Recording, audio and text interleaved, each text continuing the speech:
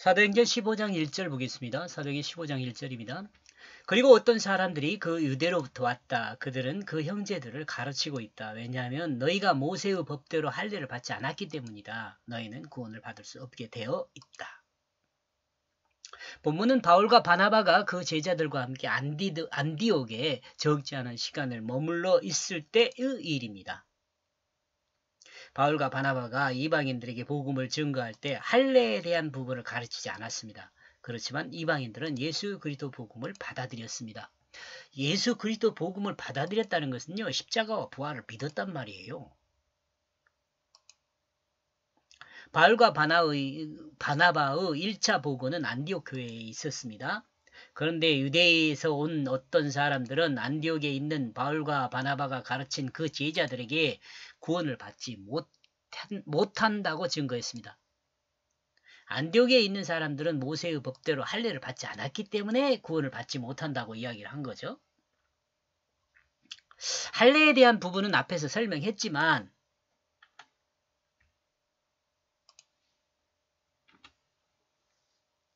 다시 간단하게 설명하는 다음과 같습니다. 할례요.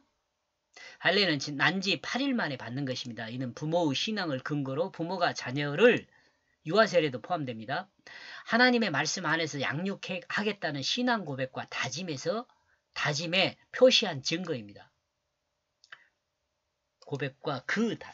신앙 고백과 그 다짐에 표시한 증거입니다.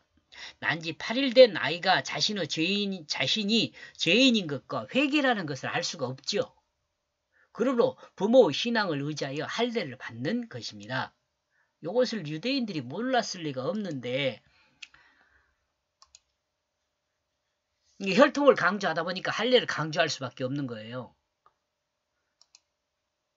성인이 되어 할례를 받은 것도 물세례와 같은 것으로, 성인이 되어 할례를 받은 것은 물세례와 같은 것이에요. 하나님 나라를 반역한 죄임을 고백하는 것이 물세례잖아요. 그러므로 구원받지 못한다. 뭔 말입니까? 성인이 할례를 받는 그것도 물세례와 같은 것으로 자신이 하나님 나라를 반역한 죄임을 고백하는 것입니다. 그러므로 구원받지 못해요. 죄를 고백한다고 해서 죄를 구원받는 것이 아니에요. 예수를 믿음으로 십자가와 부활을 믿어야 구원받아요.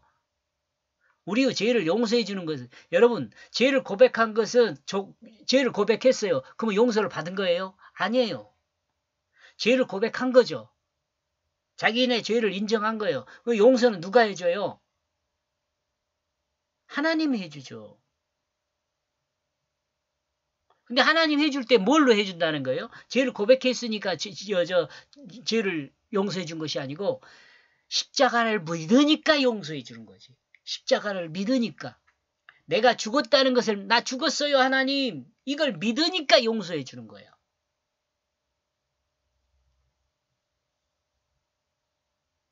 그러니까 죄를 사는 세례, 성령 세례는 누가 준다 그래요?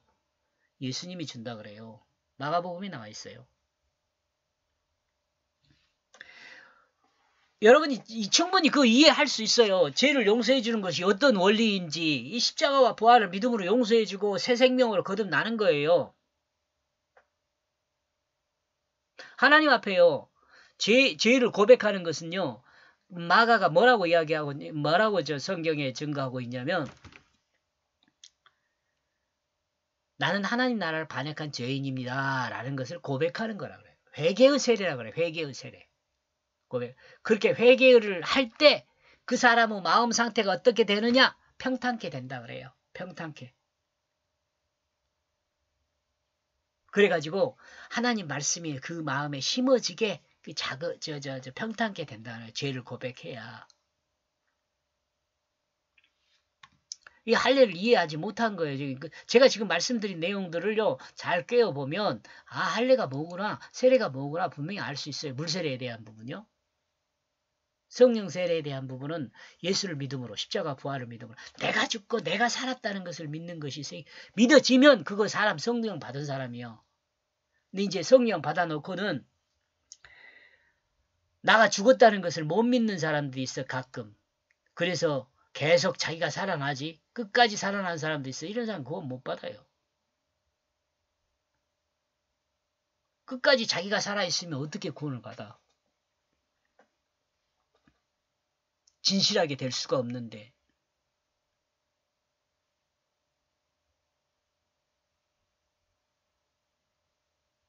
이 또한 그 마음의 변화를 요구합니다. 그 자기중심이 죽고 십자가와 부활을 예수를 믿음으로 구원받는 그 이야기예요. 죽고 예수 생명으로 거듭난 성령 세례를 받아야 합니다.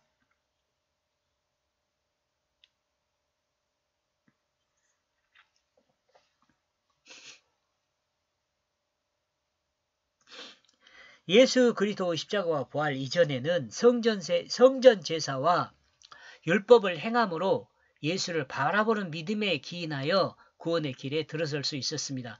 여기서 예수를 바라본다라는 것은요. 예수를 바라보는 믿음, 요것도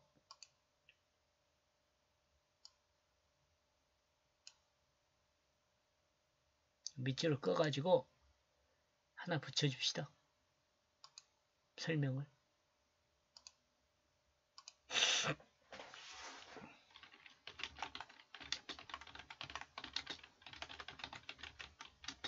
예수를 바라보는 믿음이라는 것은요.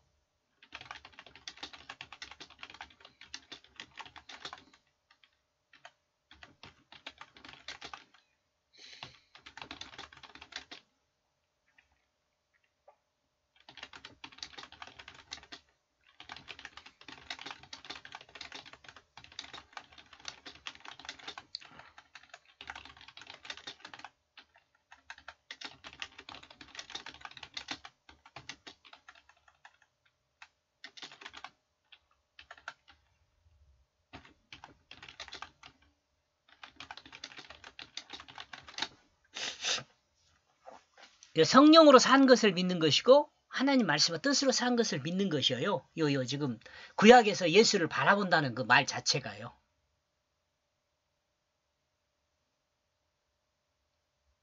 이렇게 해야 구원에 들어설 수 있어요. 그러나 예수 그리스도 십자가 부활 이후에는 성전 제사와 율법의 실체인 예수를 믿음으로 구원을 받아요. 구약이나 신약이나 동일하게 자신이 죽은 것과 자신이 새 생명으로 거듭난 것을 믿음으로 구원을 받게 되는 겁니다. 다시 설명하면 구약의 성전 제사와 예수 그리스도 십자가와 믿는 자는 십자가와 믿는 자 자신의 자기중심의 죽음을 믿는 것은 구약의 성전 제사와 예수 그리스도 십자가와 믿는 자 자신의 자기중심의 죽음을 믿는 것은 같은 것이에요. 같은 것. 동일한 한 가지입니다. 점을 찍어줘야 하나? 다시 설명하면 제사와 예수 그리스도 십자가와 믿는 자 자신의 자기중심이 죽음을 자기중심의 그 죽음을 믿는 것은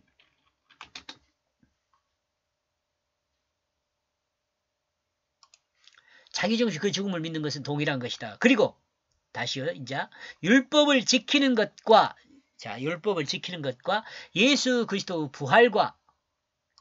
예수 그리스도 부활과 믿는 자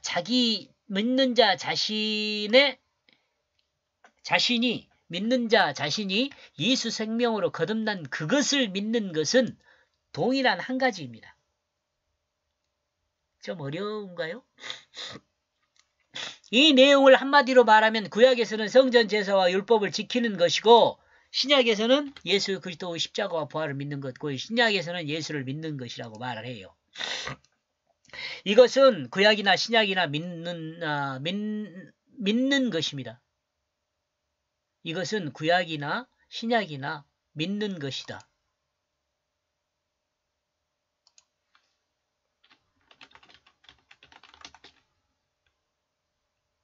동일하게 믿는 것입니다. 믿는 그것이다. 믿는 그것입니다. 믿는 그거. 그러므로 믿음으로 구원을 얻게 됩니다. 똑같이 구약이나 그러므로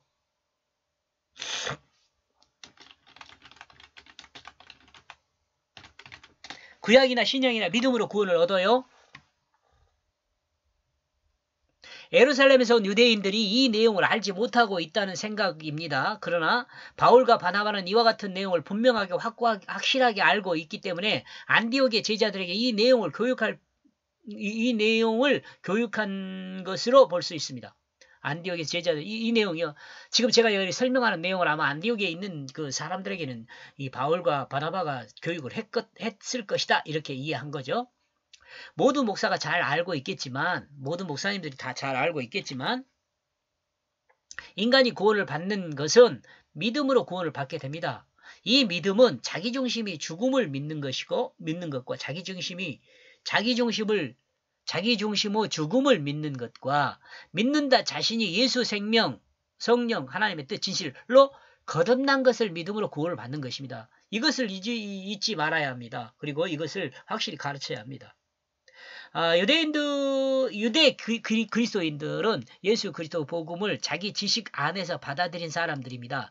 장로들 유전을 따라서 받아들였다 그래요. 신학적인 체계에 의해서 받아들였는데 이 유대인들의 신학적인 체계는 그 조상들, 장로들의 유전, 장로들이 체계적으로 만들어놓은 그것에 의해서 신학이 만들어진 거란 말이에요. 유대교가. 그것에 의해서 이제 복음을 받아들인 거죠. 예수 그리스도 복음을 받아들인 거죠. 유대교 시시강 안에서 받아들인 사람들입니다. 그러므로 유대 그리스도인의 그 신앙은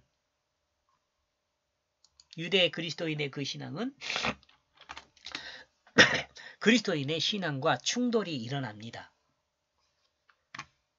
자기 지식을 가지고 있는 사람은 예수 그리스도 십자가와 부활의 복음을 받아들일 수가 없어요. 왜 그러죠? 대속의 십자가에 자기 신이 죽었다는 그것을 자기 지식이 인정하지 않는 거죠. 내가 죽었는데 이 죽었다는 것을 인정하지 않아요. 그러므로 하나님 말씀의 뜻을 따라 새 생명으로 거듭날 수가 없어요. 내가 죽어야 거듭나지. 자기 중심인 자기가 죽지 않았는데 어떻게 새 생명으로 거듭날 수가 있겠습니까? 만약 자기 중심이 죽지 않고 하나님 말씀을 뜻을 알게 되었다면 그는 이중적인 사람이 될 것입니다. 조건에 따라서 어떨 때는 하나님 뜻을 따르고 어떨 때는 자기 중심을 따르는 여러 이중적인 사람이 된다는 거죠. 이렇게 볼 때 이 역시 죄에서 벗어나지 못한 자기 마음에 옳은 대로 행하는 것이죠. 이것이. 유대교에서 개종한 그리스도인들의 상태가 이와 같은 상태였을 것으로 짐작됩니다. 짐작이 아니라 짐작. 유대인들은 옛 신앙과 예수를 믿는 신앙의 충돌로 늘 혼돈 상태에 있었을 것으로 보입니다. 여러분은 어떻게 생각하세요? 유대인들은 이 혼돈 상태에 있지 않겠습니까? 이와 같은 상황은 현대에 사는 그리스도인이라 말하는 자들에게도 있을 수 있는 현상입니다. 분명한 것은 그리스도인은 하나님 말씀을 닮은 사람입니다. 이게 하나님 말씀이 마음에 심겨져 가지고 행동하는 사람이니까 하나님 말씀이 그 육체를 사용하니까 닮은 사람이 돼요. 자동으로. 예수를 닮은 사람입니다. 그러므로 그 마음 중심에 하나님의 뜻이 자리합니다. 그러므로 하나님을 주로 고백하죠. 이는 자기 중심이 없는 하나님의 뜻이 그 마음 중심을 자리하고 그 자신의 육체를 하나님의 뜻이 사용하는 사람이죠. 만약 이렇게 그 마음이 바뀐 사람이라면 그는 첫째 진실한 사람이 됩니다. 그는 진실한 사람이 돼요. 사탄의 거짓에서 구원받아 하나님의 진실 안으로 들어온 사람, 하나님의 진실 안으로 들어오기 때문에 그렇습니다. 그리고 다음으로 하나님의 사랑을 담게 됩니다. 하나님의 사랑은 자신의 자리를 내어준 사랑입니다. 이러므로 마음이 하나님의 뜻으로 바뀐 구원받은 사람은 진실한 사랑을 합니다. 그리고 이 진실한 사랑을 하게 된 사람은 태초에 하나님이 아담을 만들었던 그 뜻을 따라 하나님이 창조한 모든 피조물을 섬기는 자리에 있게 됩니다. 섬기는 그 자리에 섬기는 자가 되는 거예요. 그러니까 진실 플러스 사랑은 뭐예요? 섬김이에요. 진실 플러스 사랑은 섬김. 예루살렘에서 온 유대교에서 개종한 사람들은 이 내용을 이해하지 못하고 있었던 것 같습니다. 우리가 사는 이 시대에도 이를 모르는 사람이 있을 수 있습니다. 모두가 이해했으면 좋겠습니다. 여기까지 보겠습니다. 고맙습니다.